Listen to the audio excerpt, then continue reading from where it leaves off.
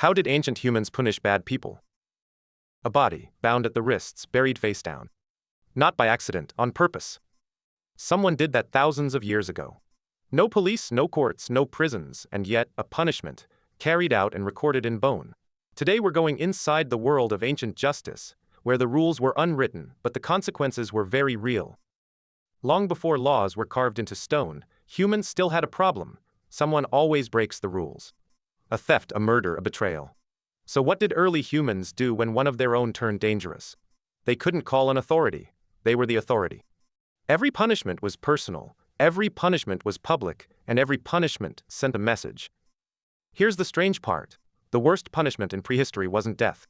It was something else, something that still terrifies people today. We'll get to it. First, let's talk about banishment. For early humans, survival meant the group, hunting together, sharing food, watching for danger. Alone in the wild, you didn't last long.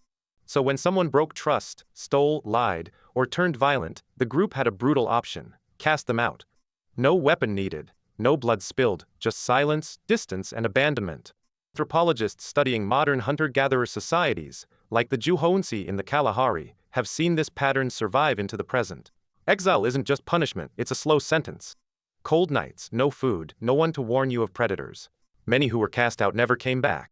That's the punishment worse than death. Not the wound, the isolation. For a species built on connection, being erased from the group was the deepest cut of all. But exile wasn't always enough.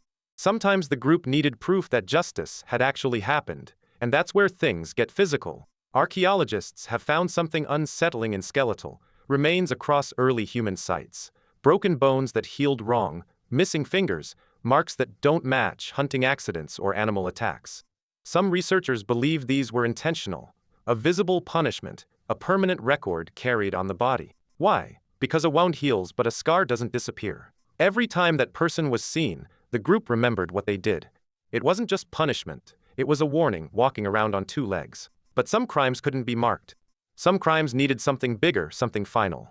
This brings us back to that body. Bound wrists, face-down burial. Sites like this have been found across Europe and Asia, dating back over 10,000 years. Face-down burial wasn't random. In many early cultures, it was reserved for the disgraced. Some researchers believe it was meant to stop the dead from returning, a symbolic punishment that outlived the person.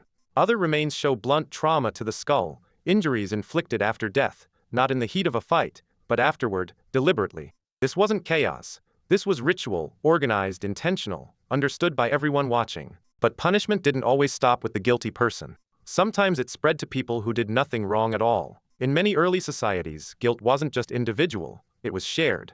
If a man stole from another clan, his entire family might pay the price. Their goods taken, their standing destroyed, sometimes their lives.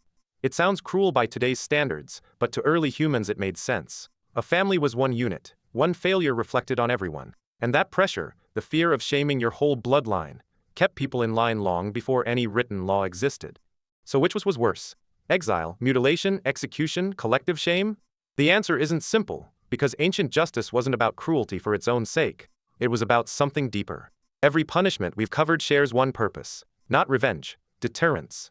Early humans didn't have prisons to isolate danger, so they made punishment visible, public, memorable, impossible to ignore. A missing finger, an empty seat by the fire, a grave dug face down. Each one was a message to the living. This is what happens.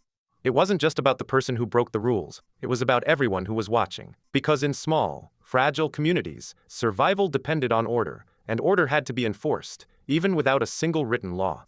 We like to think justice is a modern invention.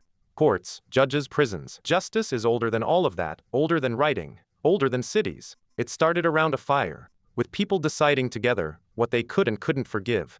And in the end, one truth hasn't changed in 10,000 years. Societies don't survive on freedom alone. They survive on consequences.